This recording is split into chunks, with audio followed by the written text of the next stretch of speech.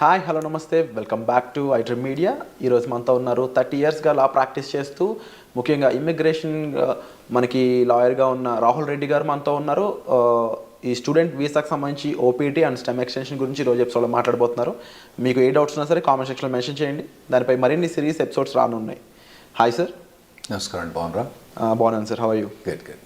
Sir, ముఖ్యంగా student visa మీద ఎవరైతే వెళ్తూ ఉంటారో వాళ్ళు ఇనిషియల్ పీరియడ్లో వాళ్ళకి ఓపీటీ మీద ఇచ్చే ఈ టైం పీరియడ్ అనేది ఏ విధంగా ఉంటుందంటారు? లేటెస్ట్గా దాని మీద ఎటువంటి అప్డేట్స్ రానున్నాయంటారు? ఇప్పుడు నార్మల్గా డిగ్రీ చేసేటప్పుడు కానీ బ్యాచిలర్స్ కానీ మాస్టర్స్ చేయగానే మన పిల్లలు ఎక్కువ మంది మాస్టర్స్ పోతుంటారు కాబట్టి మాస్టర్స్ గురించి ఎక్కువ మాట్లాడదాం. మాస్టర్స్ డిగ్రీ అయిపోయిన తర్వాత వాళ్ళకు ఓపీటీ అని 1 year వర్క్ పర్మిట్ ఇస్తారండి. ఆ వర్క్ పర్మిట్ వచ్చినప్పుడు వాళ్ళు కంపల్సరీ వర్క్ చేయాలన్నట్టు. ఓకే. వాళ్ళకు ఒకవేళ జాబ్ రాకపోతే ఆ ఓపీటీ అనేది క్యాన్సిల్ అవుతుంది. వాళ్ళకు ఒక ట్రాకింగ్ సిస్టమ్ ఉంటుంది, సివిస్ ట్రాకింగ్ సిస్టమ్ అని ఉంటుంది అన్నట్టు. ఆ ట్రాకింగ్ సిస్టంలో వాళ్ళు ఇన్ఫామ్ చేయాలి, మీ ఎంప్లాయర్ ఎవరు, ఎక్కడ ఉంటున్నావు నువ్వు, ఇవన్నీ ఇన్ఫామ్ చేయాలన్నట్టు. అయితే ఆ 1 year పీరియడ్లో 90 days అన్ఎంప్లాయ్మెంట్ అలౌడ్ అండి. 90 days వరకు 90 days unemployment without employment 90 days unemployment allowed. ఒకవేళ 91 day కనుక వచ్చింది అనుకోండి, ఖతం, సివిల్ సిస్టమ్ నుంచి వన్ కిక్ అవుట్ చేసి పడేస్తారు. అంటే అతను F1 వీసా ఖతం అయింది, అక్కడ ఉండటానికి వీల్లేదు, అక్కడ ఓపీటీ అన్నది అతనికి ఇచ్చిన పర్మిట్ కూడా ఆటోమేటిక్గా క్యాన్సిల్ అయిపోతుంది అన్నట్టు. సో ఈ లోపల ఇతను ఎంప్లాయ్మెంట్ తీసుకోవడం కంపల్సరీ అవుతుందండి. సో ఈ లోపు ఎంప్లాయ్మెంట్ వచ్చింది అనుకుందాము, ఆఫ్టర్ 1 year ఆ ఎంప్లాయ్మెంట్ మీద ఎటువంటి ప్రొసీజర్ ఉంటుంది? స్టెమ్ ఎక్స్టెన్షన్ అనేది కంపల్సరీ చేయించుకోవాలి. అసలు స్టెమ్ ఎక్స్టెన్షన్ ఎందుకు చేయించాలంటే? అయితే ఇప్పుడు నార్మల్గా డిగ్రీస్ అక్కడ 2గా డివైడ్ చేస్తారండి. ఒకటేమో స్టెమ్ డిగ్రీ అంటే నార్మల్గా సైన్స్ కానివ్వండి, తర్వాత ఫిజిక్స్ కానివ్వండి, మ్యాథ్స్ కానివ్వండి, తర్వాత కంప్యూటర్ సైన్స్, ఇంజనీరింగ్ డిగ్రీస్, ఇవన్నీ స్టెమ్ డిగ్రీస్ అంటారండి. ఓకే.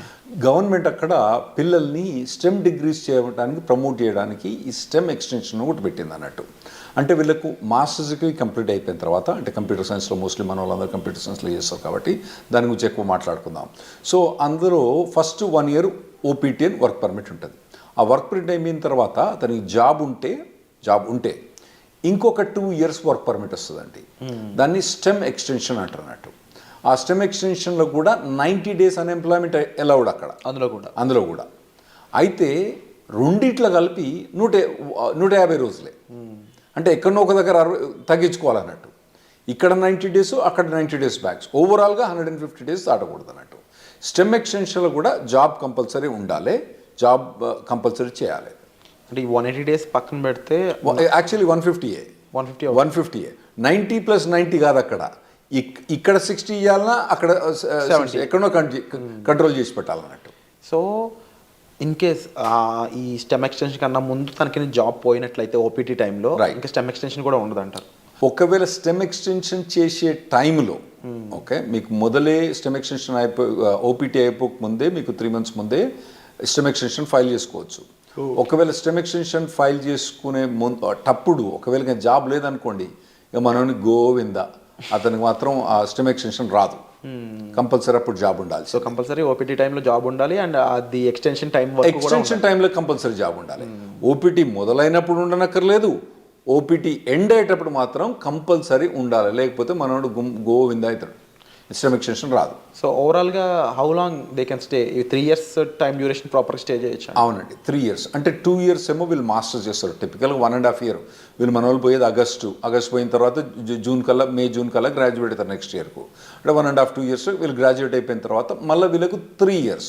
ఫస్ట్ ఓపీటీ 1 year, తర్వాత స్టెమ్ ఎక్స్టెన్షన్ 2 years. ఈ 3 years పర్మిట్ ఉంటుంది, వర్క్ పర్మిట్. ఈ లోపల కనుక మనోడు లాటరీ, H1B లాటరీ మీకు తెలుసు కదా, మార్చ్లో 80,000 members H1B లాటరీ చేస్తారు కదా.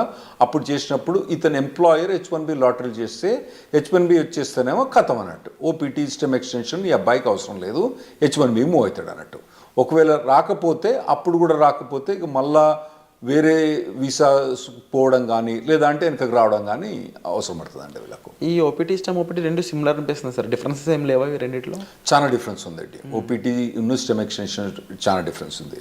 ఓపీటీ పీరియడ్లో వాలంటరీ ఎంప్లాయ్మెంట్ అలౌడ్, అంటే internship, unpaid internship allowed. Okay. అంటే ఏదైనా కంపెనీ ద్వారా కానీ ఏదైనా ట్రైనింగ్ ఇస్తాననుకోండి, ఈ అబ్బాయి కనుక అక్కడికి పోయి, అబ్బాయి కానీ అమ్మాయి కనుక అక్కడికి పోయి వాళ్ళు ట్రైనింగ్ తీసుకుంటే పని చేయకున్నా కూడా ట్రైనింగ్ తీసుకున్నందుకు దానికి డబ్బులు ఇవ్వరు. ఎందుకంటే ట్రైనింగ్ ఇచ్చేది ఎక్కువ, డబ్బులు ఎందుకు ఇస్తాడు? ఇవ్వడు కదా. ఇవ్వనప్పుడు కూడా ఇతను ఓపీటీ పీరియడ్లో అక్కడ ట్రైనింగ్ తీసుకుంటే అది ఎంప్లాయ్మెంట్ కింద కౌంట్ అవుతుందండి. ఓకే. అదే స్టెమ్ ఎక్స్టెన్షన్కి వచ్చేటప్పుడు కంపల్సరీ పెయిడ్ ఎంప్లాయ్మెంట్ అన్నది అవసరం. ఓపీటీ పీరియడ్లో ఏమో voluntary or unpaid internship allowed, paid allowed, unpaid allowed. కానీ స్టెమ్ ఎక్స్టెన్షన్కి వచ్చేవాడు కంపల్సరీ పెయిడ్ అలౌడ్ అని, కంపల్సరీ పెయిడ్ ఉండాలి. పెయిడ్ లేకపోతే మనోడు బయటపడాల్సి వస్తుంది అన్నట్టు. ఈ అన్ఎంప్లాయ్మెంట్ రూల్ అనేది ఎలా వర్కౌట్ అవుతుంది ఓపీటీలో కానీ స్టెమ్ ఓపీటీలో కానీ? రైట్. ఇప్పుడు ఓపీటీ ఉన్నప్పుడు నేను చెప్పాను కదండి 90 days. ఓకే, 90 daysలో అంటే ఇతను కనుక ఒక 30 days కనుక సేవ్ చేసుకుంటే మళ్ళీ నెక్స్ట్లో కూడా 90 వాడుకోవచ్చు. అంటే ఇక్కడ 60 వాడుకొని మళ్ళీ నెక్స్ట్ 90 వాడుకుంటే బెటర్. ఓకే, కానీ ఇతనికి 90 days దాకా పర్మిట్ ఉంటుంది అన్నట్టు. సో నార్మల్గా వీళ్ళకి ఇంటర్న్షిప్స్ వస్తాయండి బాగానే. లేకపోయినా కానీ మన చాలా కన్సల్టింగ్ కంపెనీస్ ఏం చేస్తారంటే వీళ్ళని ట్రైనింగ్లో పెడతారు బాగా. అంటే పర్టికులర్గా ఏదైనా పర్టికులర్ టెక్నాలజీ ఉందనుకోండి, ఇప్పుడు ఏఐ అనేది బాగా హాట్ టెక్నాలజీ. ఈ పోరగాళ్ళు ఏం చేస్తారు, ఈ పోరగాళ్ళని తీసుకొని మొత్తం అందరినీ మంచిగా ఒక ట్రైనింగ్ ఇప్పించేసి వాళ్ళకి బాగా పర్టికులర్ దాని మీద ట్రైనింగ్ ఇచ్చి ప్లేస్ చేస్తారు. అంటే ఎంప్లాయర్ కూడా లాభం ఉంటుంది, ఎందుకంటే వీళ్ళు ప్లేస్ చేసినప్పుడు వాళ్ళకి వచ్చే డబ్బులలో వాళ్ళ కమిషన్ ఉంటుంది కదా, అది బాగానే వాళ్ళకు ఉంటుంది కాబట్టి అట్లా చాలా. సో ఓపీటీ పీరియడ్ అన్నప్పుడు నార్మల్గా అయితే మన వాళ్ళు ఎవరికి కూడా ఇబ్బంది ఉండకూడదండి. ట్రైనింగ్ బాగానే ఇస్తారు, ట్రైనింగ్ బాగానే ఇచ్చే కంపెనీలు ఉన్నాయి, వీళ్ళు తీసుకునే కంపెనీ. స్టెమ్ ఎక్స్టెన్షన్కి వచ్చేటప్పుడు మాత్రం ఇబ్బంది అయింది. ఎందుకంటే స్టెమ్ ఎక్స్టెన్షన్ మీద ఉన్నప్పుడు పేమెంట్ అన్నది, పెయిడ్ జాబ్ అన్నది ఉండాలి కదా. అప్పుడు పెయిడ్ జాబ్ ఇంకా లేకపోతే మాత్రం మన వాళ్ళకి ఇబ్బంది అవుతుందండి అప్పుడు. సో ఓపీటీలో టైంలో అన్ఎంప్లాయ్మెంట్ అనేది ఉండకూడదు, అట్లీస్ట్ ఇంటర్న్గానే పనిచేసి ఉండాలి. రైట్. లేకపోతే కంపల్సరీ వెనక్కి రావాల్సిందే తప్ప. రైట్, కంపల్సరీ వెనక్కి రావాల్సిందే. సో ఈ టైంలో అంటే స్టెమ్లో కానీ ఓపీటీ టైంలో కానీ జాబ్ లేకుండా ఉన్న పర్సన్ లీగల్గా స్టే చేయడానికి ఏమైనా ఆప్షన్స్ ఉన్నాయి? అంటే నేను చెప్పినా కదండి, మొత్తం టోటల్గా 150 days అలౌడ్. ఫస్ట్ దాంట్లో 90 చేస్తే నెక్స్ట్ 60, ఫస్ట్ దాంట్లో 60 చేస్తే నెక్స్ట్ 90. ఏ దాంట్లో కూడా 90 కన్నా ఎక్కువ చేయరాదు అన్నట్టు. అంత మటుకు అన్ఎంప్లాయ్మెంట్ అలౌడ్. ఫస్ట్ ఓపీటీ పీరియడ్లో మీకు stem voluntary unpaid internship allowed, stem extension allowed కాదు. సో మీరు అన్నది కరెక్ట్. ఒకవేళ కనుక ఆ 150 days కూడా క్రాస్ అయితే అతను లీగల్ స్టేటస్ పోద్ది. ఇవన్నీ ఇన్ఫర్మేషన్ ట్రాకింగ్ ఎక్కడ ఉంటుంది అంటే సివిల్ సిస్టంలో ట్రాకింగ్ ఉంటుంది అన్నట్టు. వాళ్ళు ట్రాక్ చేస్తూ ఉంటారు అన్నట్టు. ఇవన్నీ వీళ్ళు చెప్పాలి, పిల్లలు పోయి వాలంటీర్గా నాకు జాబ్ పోయింది పోలేదని. అందులో కూడా ఇన్వెస్టిగేషన్స్ అవుతా ఉంటాయి అప్పుడప్పుడు. ఒకవేళ మనోడు జాబ్ చేస్తాడనుకోండి, జాబ్ పోయిందనుకోండి, వీడు చెప్పలేదనుకోండి, దెన్ అతనికి ప్రాబ్లం రావచ్చు. ఇంకోటి ఏంటంటే కంపెనీ కూడా ఇన్ఫార్మ్ చేస్తుంది కాలేజ్కు, అరే నాయన మా దగ్గర పనిచేస్తాడు కానీ ఇప్పుడు వీడు మా దగ్గర లేడు అని చెప్పి వాళ్ళు కంపెనీకి ఇన్ఫార్మ్ చేస్తారు, మన యూనివర్సిటీకి ఇన్ఫార్మ్ చేస్తే వీళ్ళని టర్మినేట్ అయిపోతారు అన్నట్టు. సో ఆ పీరియడ్లో ఎంప్లాయ్మెంట్ అనేది చాలా అవసరం అండి.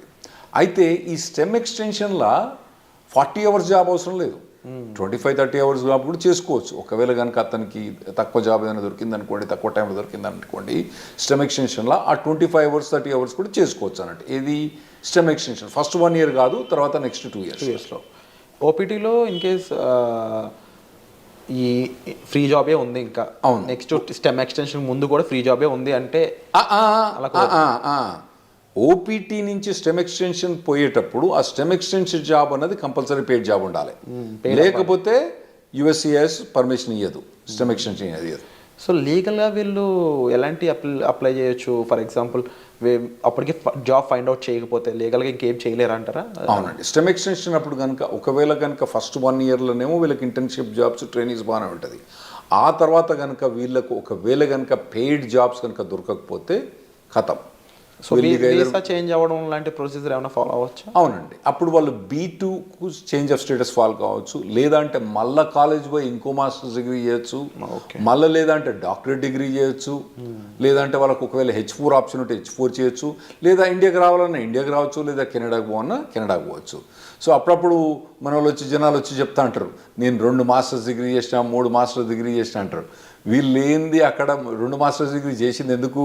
ఆడ పోయి వాళ్ళు ఏదో మాస్టర్స్ డిగ్రీ ఇంకో మాస్టర్ డిగ్రీ ఉంటే వాల్యుయేషన్ అని కాదు. 90% ఆఫ్ ద మెంబర్స్ ఏమవుతారంటే వాళ్ళు అక్కడ ఉండటానికి వేరే మాస్టర్స్ డిగ్రీ చేస్తారు. అది ఇంకోటి మీరు అడగొచ్చు ఏంటంటే, మరి ఇంకో మాస్టర్స్ డిగ్రీ చేస్తే మళ్ళీ 3 ఏళ్ళు పర్మిట్ వస్తుందా? గ్రేస్ పీరియడ్స్ ఎలా ఉంటాయి అసలు? ఒక లెవెల్ ఆఫ్ డిగ్రీకి ఒక ఓపీటీ, ఒక స్టెమ్ ఎక్స్టెన్షన్, ఇంకో లెవెల్ ఆఫ్ డిగ్రీకి ఒక ఓపీటీ, ఒక స్టెమ్ ఎక్స్టెన్షన్. అంటే బ్యాచిలర్స్ డిగ్రీకి ఓపీటీ స్టెమ్ ఎక్స్టెన్షన్ ఉంటుంది, మాస్టర్స్ డిగ్రీకి ఓపీటీ స్టెమ్ ఎక్స్టెన్షన్ ఉంటుంది, మళ్ళీ డాక్టరేట్ డిగ్రీ ఉంటుంది. మనోళ్ళు చాలామంది పోయేది మాస్టర్స్ డిగ్రీకి, కాబట్టి వాళ్ళు మాస్టర్స్ డిగ్రీ చేసినప్పుడు ఒక ఓపీటీ, ఒకటి స్టెమ్ ఎక్స్టెన్షన్, అంటే 3 ఏళ్ళు వర్క్ పర్మిట్ ఉంటుంది. ఈ లోపల కనుక వాళ్ళకు జాబ్ పోతే వాళ్ళు మళ్ళీ వేరే మాస్టర్స్ జాయిన్ అయ్యి మళ్ళీ మాస్టర్స్ తీసుకుంటే మళ్ళీ ఓపీటీ అన్నది రాదు. ఓవరాల్గా మాస్టర్స్ అనే దానికి ఒకే ఓపీటీ, ఒకటే మళ్ళీ మాస్టర్ చేసి ప్రతిసారి మాస్టర్ చేసినప్పుడల్లా ఓపీటీ మళ్ళీ అది వస్తుందా? రాదు. అండ్ ఇన్ కేస్ జాబ్ వచ్చాక జాబ్ ఛాలెంజెస్ అనేవి ఏ విధంగా ఉంటాయి వీళ్ళకి? ఉంటాయండి, జాబ్ ఛాలెంజెస్ బాగా టఫ్గా ఉంటాయి. ఎందుకంటే వీళ్ళు నార్మల్గా కన్సల్టింగ్ కంపెనీ ద్వారా పోతారు కాబట్టి వీళ్ళకి జాబ్ డ్యూటీస్ హెవీగా ఉంటాయి, జాబ్ ఛాలెంజెస్ ఉంటాయి. నేను నార్మల్గా స్టూడెంట్స్కి ఏం చెప్తా అంటే, ఇక్కడ మీరు ఇంజనీరింగ్ చేసేటప్పుడు, ఇండియాలో ఇంజనీరింగ్ చేసేటప్పుడు మీరు ఇంటర్న్షిప్స్ చేయండి. వేరే కంపెనీస్లలో, సాఫ్ట్వేర్ కంపెనీస్లో ఇంటర్న్షిప్ చేయండి. ఇక్కడ నాకు తెలిసి ఇక్కడ చాలా software companies they are ready to take ఈ ఇంటర్న్స్ తీసుకుంటాను రెడీ ఉంటారండి. ఇంటర్న్షిప్ చేయండి, తర్వాత పర్టికులర్గా ఏ సాఫ్ట్వేర్ మీద కానీ ట్రైనింగ్ చేయండి, మోడల్ ప్రాజెక్ట్స్ చేయండి. ఇటువంటివన్నీ మీరు ఫస్ట్ ఇయర్ నుంచి చేసుకుంటే రావాలన్నట్టు. అంటే ఎలాంటి ఇండస్ట్రీస్ మోస్ట్లీ ఓపీటీని స్టెమ్ని ఎక్కువ రిక్రూట్ చేసుకుంటాయంటే? ఇప్పుడు అంటే మన వాళ్ళందరూ ఐటీలో పోతుండ్రు కాబట్టి ఐటీ ఇండస్ట్రీ గురించే మనకు ఎక్కువ ఉంటాయి. అంటే వేరే ఇండస్ట్రీ అంత మెచ్యూర్ కాలే. ఇప్పుడు వేరే మెకానికల్ ఇంజనీర్ కానీ, సివిల్ ఇంజనీర్ కానీ వీళ్ళకి పోతే వీళ్ళకు ఓపీటీ మీద జాబ్ కానీ, మెకానికల్ ఇంజనీర్ వాటి మీద ఓపీటీ స్టెమిషన్ చాలా కష్టమైంది అబ్బాయిలకు వాళ్ళకు. అదే ఐటీలో పోయిన వాళ్ళకి ఏంటంటే వీళ్ళకి ఒక పాత్వే ఉన్నది ఆల్రెడీ. చాలా మట్టుకు జాబ్ ఆపర్చునిటీస్ బాగానే ఉన్నాయి. కాకపోతే మన పిల్లలు ఏం చేయాలంటే మొదటి నుంచే వీళ్ళు ట్రైన్ కావాలి. ఏదైనా పర్టికులర్ టెక్నాలజీ ఎంచుకొని వీళ్ళు ఫస్ట్ ఇయర్ బ్యాచిలర్స్ డిగ్రీ కానీ, సెకండ్ ఇయర్ బ్యాచిలర్స్ డిగ్రీ కానించి అప్పటి నుంచి ఏదైనా టెక్నాలజీ ఎంచుకొని పోవాలి. తర్వాత ఏంటంటే మధ్యలో టెక్నాలజీ చేంజ్ అయిందనుకోండి, చేంజ్ కావాలి దానికి టెక్నాలజీ. ఎందుకంటే టెక్నాలజీ ఎంత ఫాస్ట్గా చేంజ్ అవుతుందంటే, ఆర్టిఫిషియల్ ఇంటెలిజెన్స్ ఏంటంటే 3 ఏళ్ల కింద దాని పేరేం లేదు, నవిడియా పేరేం లేదు. ఇప్పుడు అది number 1 company in the world అయిపోయింది. సో అట్లా టెక్నాలజీస్ అన్ని ఇప్పుడు అందరూ ఎవ్వరు కూడా ఆర్టిఫిషియల్ ఇంటెలిజెన్స్ అంటున్నారంటూ. కొన్ని కంపెనీస్ పనిచేసేవాళ్ళు చెప్తారు, మాకు అసలు ఆర్టిఫిషియల్ ఇంటెలిజెన్స్ అవసరం లేదు, కానీ మా కంపెనీలో ఎందుకు హైర్ చేస్తున్నారో లేదు, వాడు రెజ్యూమ్ మీద ఆర్టిఫిషియల్ ఇంటెలిజెన్స్ బెటర్, వానికి ఒక ఏదైనా కోర్సు కానీ, ఏదన్నా ఒక 5 months ఎంప్లాయ్మెంట్ కానీ, ఇంటర్న్షిప్ కానీ ఉంటే తీసేసుకుంటారు మా దగ్గర అని చెప్తాను వాళ్ళు. సో అటువంటి హాట్ టెక్నాలజీస్ ఉన్న వాళ్ళు వీళ్ళు చూస్ చేసుకోవడం బెటర్. కాకపోతే కొద్దిగా మొదటి నుంచి కూడా ఒకవేళ, ఎందుకంటే ఇప్పుడు ఏఐ అంటున్నారు, అంతకుముందు డేటా సైన్స్ అన్నారు, రేపు ఇంకోటి అంటారు. సో ఇటువంటి ఏ ఒక్క టెక్నాలజీ కూడా ఒక పర్సన్ ట్రైన్ అయితే ఆ టెక్నాలజీ మారినప్పుడు ఈజీగానే అడాప్ట్ అయిపోతారు. నువ్వు ఉట్టిగానే కూర్చొని 4 ఏళ్ళు ఏం పని చేయకుండా, ఆ తర్వాత నువ్వు మాస్టర్స్ డిగ్రీ చేసేటప్పుడు కూడా ఏం ట్రైనింగ్ తీసుకోకుండా చక్కగా నువ్వు పోయి మాస్టర్ డిగ్రీ అయిపోయిన తర్వాత నువ్వు ఓపీటీకి పర్మిషన్ ఇచ్చి ఆడ పోయి జాబ్ ఏమంటే అప్పుడు కష్టమైంది. ఇప్పటి నుంచి మీరు బిల్డప్ చేసుకుంటూ పోవాలన్నట్టు. ఇవి చాలా కాంపిటేటివ్గా ఉంటాయి ఓపీటీ స్టెమ్లో కూడా. అట్ ది సేమ్ టైం మీరు ఈ డౌన్ టర్న్స్, ముఖ్యంగా లే ఆఫ్స్ కానీ అవి ఎంత ఇంపాక్ట్ చేస్తాయంటారు ఓపీటీ వాళ్ళని? బాగుంటాయి, ఓపీటీ మీద ఇంపాక్ట్ బాగుంటుంది. ఫస్ట్ ఒకటి మీరు అర్థం చేసుకోవాలి, శాలరీస్ ఎట్లున్నాయి వీళ్ళవి. యుఎస్ శాలరీస్ 80 లక్షలు 90 లక్షలు. ఏది ఓపీటీ స్టెమ్ ఎక్స్టెన్షన్ కూడా 80 లక్షలు 90 లక్షల నుంచి మొదలైతే వాళ్ళకి శాలరీస్. సో మనకి ఇక్కడ ఇండియాలో ఏంది, మీరు పెద్ద పెద్ద కంపెనీలు పోయినా అనుకోండి, అది వెరీ సర్ప్రైజ్. గూగుల్ అటువంటి కంపెనీస్లలో, అంటే నేను పర్టికులర్ గూగుల్ అని చెప్పాను, వేరే కంపెనీస్లో శాలరీ చూస్తే వాళ్ళకి ఏంది నెలకు 30,000, నెలకు 25,000, అంటే దాదాపుగా 4 లక్షలు 5 లక్షల ప్యాకేజ్ కూడా మా ఎక్కువ ఇక్కడ. ఏది ఎంట్రీ లెవెల్లకు అక్కడ 80 లక్షల నుంచి 90 లక్షల దాకా ప్యాకేజ్ ఉంది అక్కడ. అయితే అట్లా ప్యాకేజ్ ఉన్నప్పుడు ఇక్కడ వీనికేమో 5 లక్షలు వస్తా అంటే నీకు ఆడేమో 80 లక్షలు ఇస్తాను అంటే నీ పెర్ఫార్మెన్స్ ఎట్లా ఉండాలి? You have to be at least 10 times better than the guy who's working here. నువ్వు ఉన్నావా లేదా 10 times? లేనప్పుడు నువ్వు షార్ప్మెంట్ స్కిల్ చేసుకోవాలి. నువ్వు అట్లా ఆలోచించాలి. ఇక్కడ వచ్చినానికేమో 5 లక్షలు, నీకేమో 80 లక్షలు. అంటే నీది కనీసం 10 రెట్లు ఎక్కువ ఉండాలి నీ పెర్ఫార్మెన్స్. అంటే 10 రెట్లు ఎక్కువ ఉండాలంటే నువ్వు షార్పన్ చేసుకోవాలి, unit be fit for it. అక్కడ పోయి నేను మాస్టర్స్ అయిపోయిన తర్వాత అప్పుడు నేను నేర్చుకుంటా అంటే ఇప్పుడున్న పరిస్థితిలో మాత్రం నడవదు. 100% కరెక్ట్ సార్, డెఫినెట్లీ మీరు చెప్పిన విషయాలన్నీ కూడా. అండ్ ముఖ్యంగా ఓపీటీ స్టెమ్లో స్టూడెంట్ సిచ్యువేషన్ ఏ విధంగా ఉంటుంది, టైం పీరియడ్ ఎలా ఉంటుంది, గ్రేస్ పీరియడ్స్ అండ్ రాకపోతే ఏంటి పరిస్థితి, ఈ విషయాలన్నీ విన్నారు కదా. అలాగే H1B లాటరీ పరిస్థితుల్లోనూ ఆఫ్టర్ జాబ్ వచ్చాక లైక్లీ ఎఫెక్ట్స్ ఏమేమి ఉంటాయి అనేవి వచ్చే ఎపిసోడ్లో చూద్దాం. So stay tune. Thank you so much for information. Thanks.